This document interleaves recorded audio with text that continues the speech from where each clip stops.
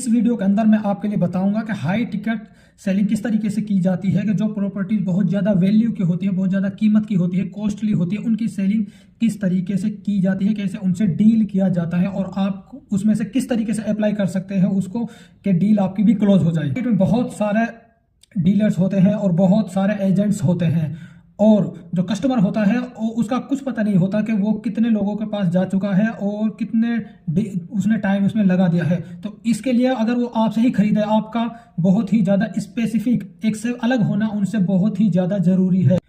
इस वीडियो के अंदर 3 चीज़ों पर मेनली बात होगी। सबसे पहला, स्मार्ट प्रिपरेशन करनी है, स्मार्ट क्वेश्चन रेडी करने हैं और बायर की साइकोलॉजी को समझना है। बायर की साइकोलॉजी के हिसाब से आपको डील करनी है।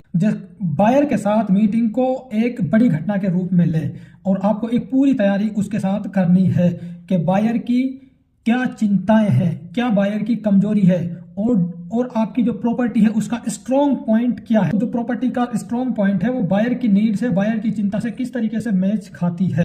जब आप पूरी प्रिपरेशन के साथ में बायर के सामने पहुंचोगे तो आपके अंदर एक कॉन्फिडेंस होगा, एक अलग ही लेवल का कॉन्फिडेंस होगा जो आपको सेल्स में पावर देगा।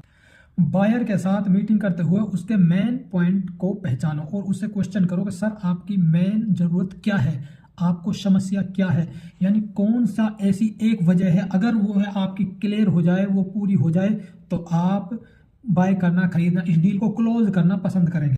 ज़्यादातर high ticket selling, high price की जो प्रॉपर्टीज होती हैं वो जवाब देकर नहीं होती, वो क्वेश्चन पूछकर होती है। क्वेश्चन पूछकर खुद बायर ये क्लेरिफाई करता है अपनी नीड को और वो खुद से कन्विंस होता है इस सिचुएशन। आप क्वेश्चन कर सकते हैं कि सर आपको प्रॉपर्टी की जरूरत क्यों है, इन्वेस्टमेंट पर्पज के लिए ले रहे हैं, रेजिडेंस पर्पज के लिए ले रहे हैं या कोई और वजह है।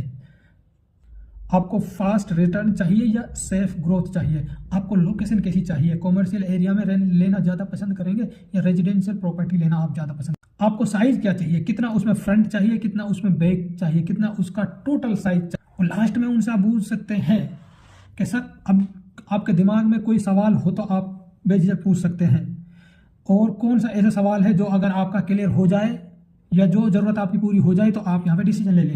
जहाँ पे एक डायनामाइट इम्पैक्ट होता है, बायर के लिए कुछ ऐसा कीजिए जो उसने सोचा भी नहीं था और जो उसके लिए कोई भी ना कर सकता, जो उसके लिए पहला सीन हो और यूनिक सीन हो।